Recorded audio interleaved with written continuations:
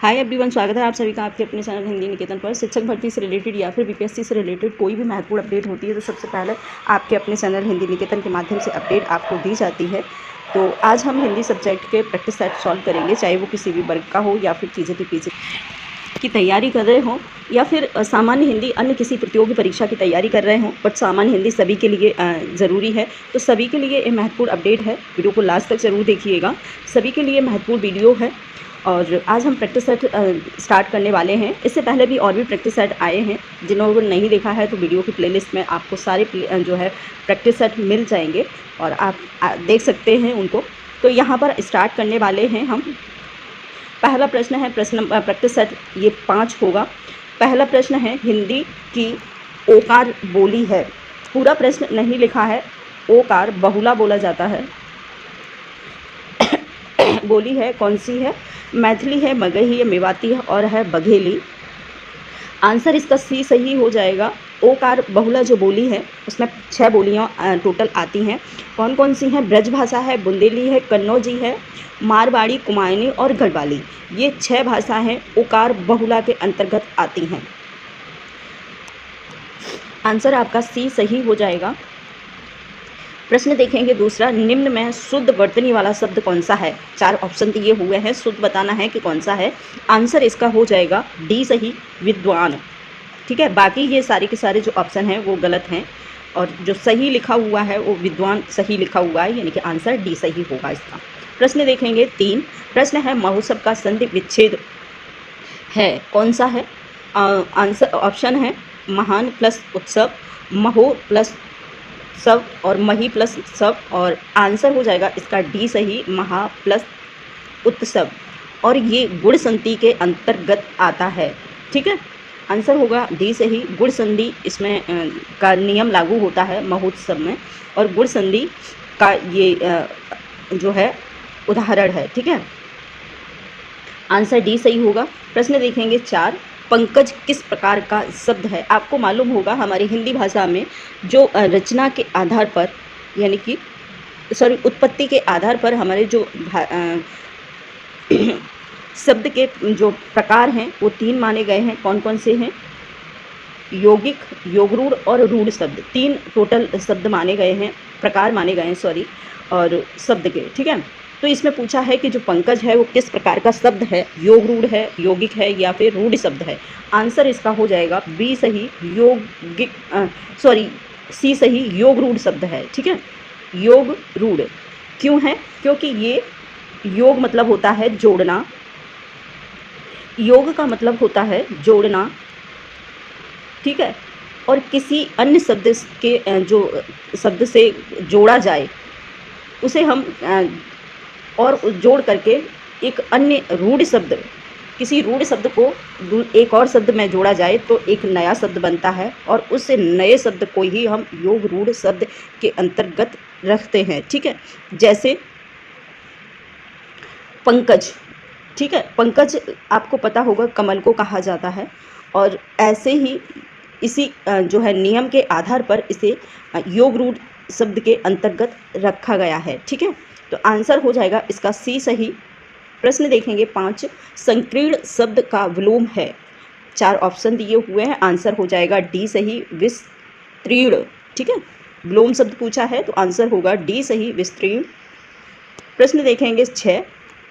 अली और अली शब्द युग्म का सही अर्थ है।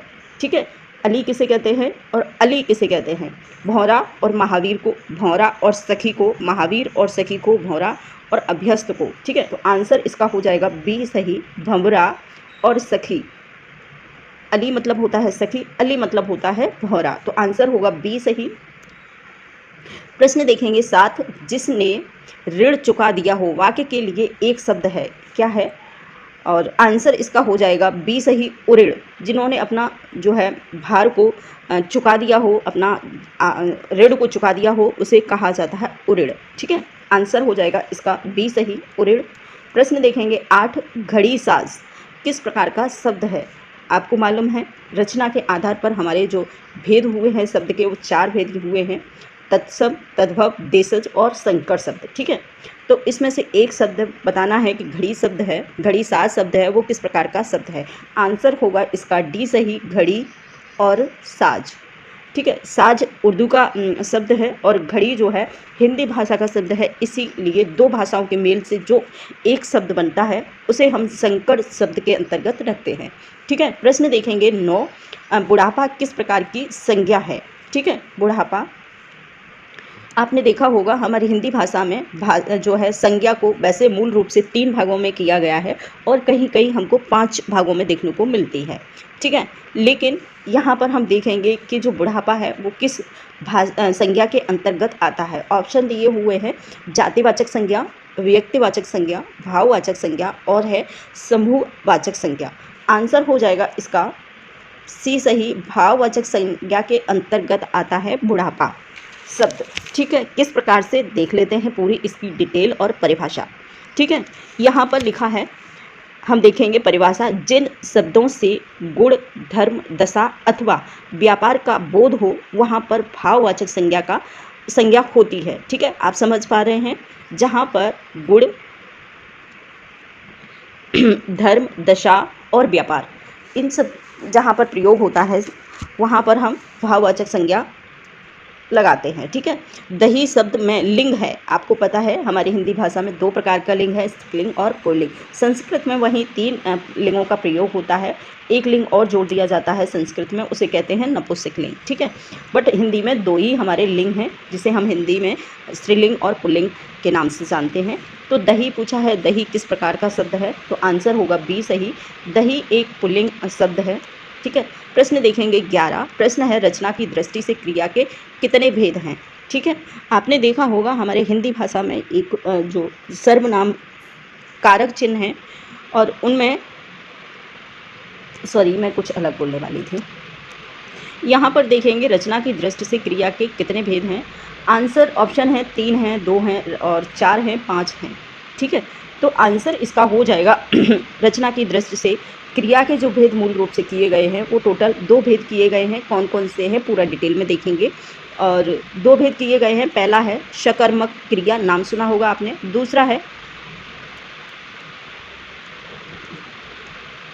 दूसरा नाम जो है अकर्मक क्रिया। ठीक है,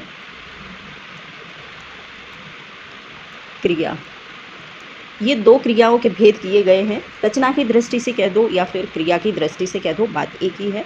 तो यहाँ पर क्रिया के 2 भेद मिलते हैं। अब ये देखेंगे कि सकर्मक क्रिया किसे कहते हैं और अकर्मक क्रिया किसे कहते हैं। पहले देखेंगे हम सकर्मक क्रिया को, जिसके साथ कर्म हो, जिस क्रिया के साथ कर्म का संबंध चलता हो या फिर कर्म साथ में हो, उसे हम कहते हैं सकर्मक क्रिया। सह का मतलब होता है साथ, तो सहकर्मक। ठीक है, कर्म के साथ जो क्रिया होती है उसे हम सकर्मक क्रिया कहते हैं। साथ ही हम देखेंगे अकर्मक क्रिया, जिन क्रियाओं का व्यापार और फल पर कर्ता का प्रभाव पड़ता है उसे हम कहते हैं अकर्मक क्रिया। यानी कि कर्ता का, जिसका जो क्रिया का उद्देश्य है या फल है या जो क्रिया हो रही है उसका जो फल पड़ रहा है वो कर्ता पर पड़ता है, कर्म पर नहीं पड़ता, उसे हम अकर्मक क्रिया कहते हैं। ठीक है, प्रश्न देखेंगे 13। ठीक है, 12 ही है। मुझसे बैठा नहीं जाता वाक्य में कौन सा वाच्य है। ठीक है, हमारे हिंदी भाषा में वाच्य का भी प्रयोग हुआ है। जिन लोगों ने वीडियो नहीं देखा, एक वीडियो बनाया वाच्य पर मैंने पूरा डिटेल में, और जिन लोगों ने नहीं देखा है आप लोग देख सकते हैं। ठीक है, यहाँ पर हम देखेंगे कि टोटल वाच्य हमारे हिंदी भाषा में कितने होते हैं। 3 वाच्य जो है हमको देखने को मिलते हैं। पहला होता है कृतवाच्य, कर्मवाच्य और भाववाच्य। ठीक है, 3 प्रकार के वाच्यों का प्रयोग हुआ है हमारी हिंदी भाषा में। ठीक है, तो आंसर हो जाएगा मुझसे बैठा नहीं जाता, जो है 12 का आंसर हो जाएगा बी सही, भाववाचक संज्ञा। कहीं ना कहीं भाव व्यक्त हो रहा है कि जो है व्यक्ति से बैठ नहीं पा रहा है, फीलिंग हो रही है उसे कि वो बैठने में असमर्थ है, इसीलिए भावात्मक भाववाच्य का यहाँ पर प्रयोग हुआ है। ठीक है, प्रश्न देखेंगे 13, वे शब्द जिनके किसी कर्ता के होने या किए जाने का, किसी घटना या क्रिया के घटित होने का या किसी वस्तु या व्यक्ति की अवस्था या स्थिति का बोध हो, क्या कहलाता है। बहुत बड़ा जो है क्वेश्चन है, थोड़ा सा एक बार फिर से डिटेल में देखेंगे। प्रश्न नंबर 13 को लिखा हुआ है, वे शब्द जिनसे किसी कार्य के होने का, किए जाने का ठीक है, किसी घटना क्रिया के घटित होने का या किसी वस्तु या व्यक्ति की अवस्था स्थिति का बोध होता है, क्या कहते हैं उसे? ठीक है, क्रिया कहते हैं, अव्यय कहते हैं, विशेषण कहते हैं या फिर कहते हैं सर्वनाम। तो आप लोग समझ चुके होंगे, दोबारा हमने रिपीट किया है क्वेश्चन को। आंसर हो जाएगा इसका ए सही, क्रिया। ठीक है, जहाँ कहीं किसी कार्य का होने का, पूर्ण होने का, कार्य होने का या फिर किसी घटना का जिक्र होता है जिन शब्दों में, वहाँ पर हम क्रिया को व्यक्त करते हैं। ठीक है, प्रश्न देखेंगे 14। प्रश्न है, अव्यय के भेद नहीं है। अव्यय के कौन सा भेद नहीं है? क्रिया विशेषण नहीं है, समुच्चय बोधक, विस्मय बोधक या फिर प्रश्न बोधक। तो आंसर हो जाएगा 14 का सी सही, 14 का डी सही।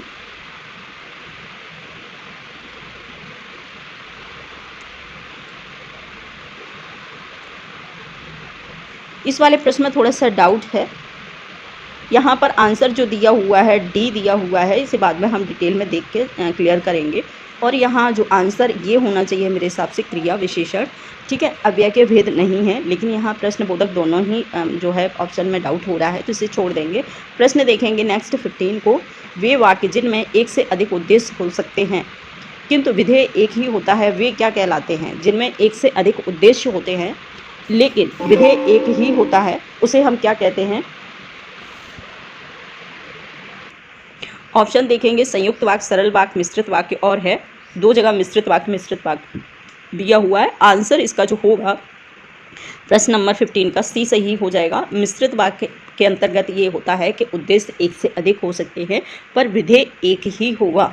ठीक है, वहाँ पर हम मिश्रित वाक्य को संबोधित करते हैं। आंसर सी सही होगा। नेक्स्ट प्रश्न देखेंगे, प्रश्न नंबर है 16। रचना के आधार पर वाक्य के भेद नहीं है। ठीक है, कौन सा भेद नहीं है रचना के आधार पर? कृतवाच्य है, सरल वाक्य है, संयुक्त वाक्य है और है मिश्रित वाक्य। तो आंसर हो जाएगा ए सही। ठीक है, प्रश्न नंबर 16 का। ठीक है, कृतवाच्य नहीं है। अशुद्ध वाक्य का चयन कीजिए। अशुद्ध वाक्य हमको बताना है, जैसा मोहन ने लिखा वैसा ही तुम भी लिखो। ठीक है, दूसरा है ज्यों ही मैं पहुंचा त्यों ही वह उठ गया। नेक्स्ट है यह काम करो या अपने घर जाओ क्योंकि यह मोटा है अतः वह धीरे धीरे चलता है। आंसर इसका हो जाएगा 17 का डी सही। जो सही अशुद्ध वाक्य बताना पूछा है कि अशुद्ध कौन सा है। ठीक है, बाकी ये तीनों जो लिखे हुए हैं वो तीनों ही सही हैं अपने जगह पर। जो सही नहीं लिखा है वो लिखा है क्योंकि वह मोटा है अतः वह धीरे चलता है, और यही जो है वाक्य है ये गलत है। प्रश्न नंबर 17 का आंसर डी गलत है। ठीक है, इसका सही होगा वह मोटा है अतः वह इसलिए वह धीरे चलता है। ठीक है, तो आंसर इसका जो होगा डी सही होगा। प्रश्न देखेंगे 18। अब की अब, जब की जब के साथ लोकोक्ति का सही अर्थ कौन सा है? ठीक है, जीवन में विपत्ति सब पर आती है, सदा वर्तमान की ही चिंता करनी चाहिए, थोड़े दिन किसान शौकत है, किसी तरह की जिम्मेदारी का न होना। तो आंसर इसका जो होगा वो हो जाएगा बी सही। सदा वर्तमान की चिंता करना उचित है। अब की अब, तब की तब, यानी कि अभी जो वर्तमान में है उसको देखना चाहिए, बाद की चिंता करने से कोई फ़ायदा नहीं है। तो आंसर जो होगा बी सही हो जाएगा। प्रश्न देखेंगे 19।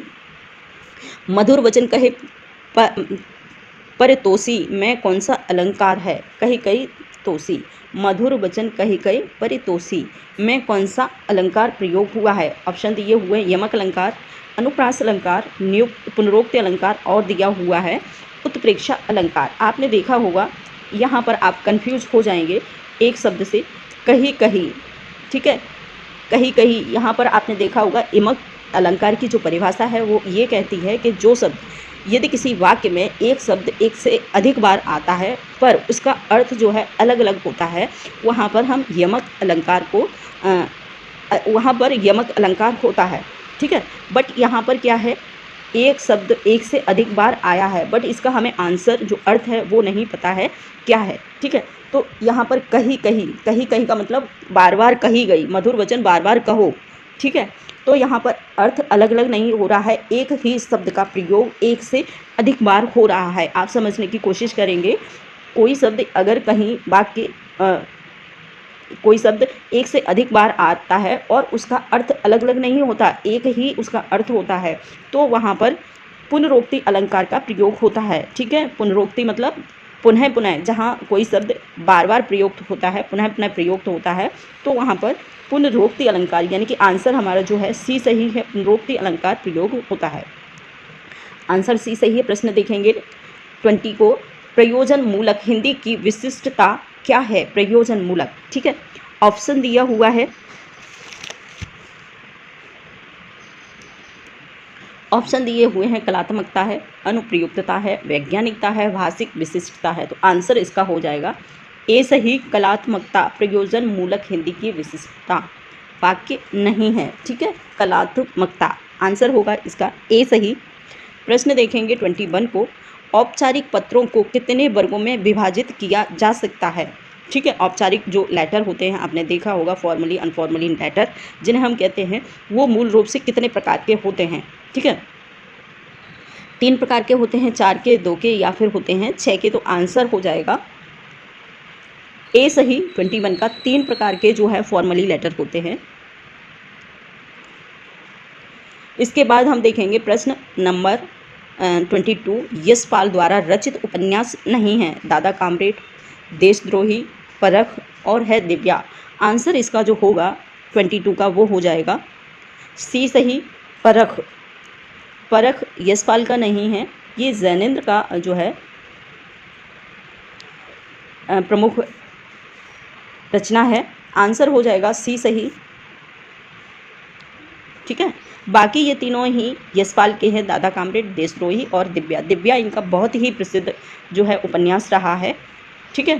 प्रश्न देखेंगे 23 को, किस युग में मानव ने सबसे पहले चित्रों के माध्यम से अपने भाव व्यक्त किए थे? किस युग में? ठीक है, नव पाषाण काल में, प्रयोग ऐतिहासिक काल में, पाषाण काल में या पूर्व पाषाण काल में? ठीक है, आंसर देखेंगे 23 का आंसर होगा बी सही, यानी कि प्रागैतिहासिक काल में जो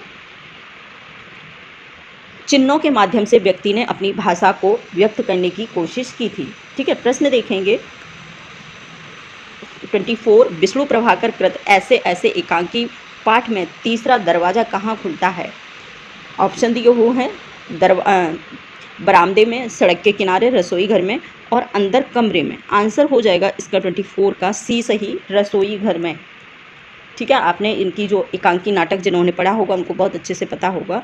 विष्णु प्रभाकर ने बहुत सारे एकांकी और नाटक लिखे हैं, ठीक है, जिसमें से एक महत्वपूर्ण इनका ऐसे ऐसे एकांकी नाटक है, जिसका ये पूछा गया है कि दरवाज़ा कहाँ पर खुलता है, तो रसोई घर के अंदर। ठीक है, प्रश्न देखेंगे 25 को, जो देखकर भी न देखते पाठ किसके द्वारा रचित है?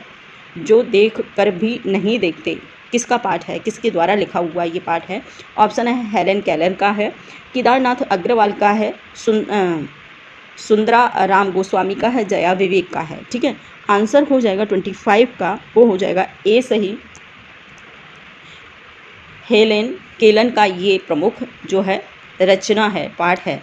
ठीक है, प्रश्न देखेंगे 26 को, एक छोटी सी बच्ची और उसकी माँ का चित्र किस रचनाकार की कविता में मिलता है? ऑप्शन है कृष्णा सोबती, सुमित्रा नंदन पंत, महादेव वर्मा, केदारनाथ अग्रवाल। तो आंसर जो हो जाएगा 26 का आंसर जो होगा बी सही होगा, सुमित्रा नंदन पंत की रचना में मिलता है।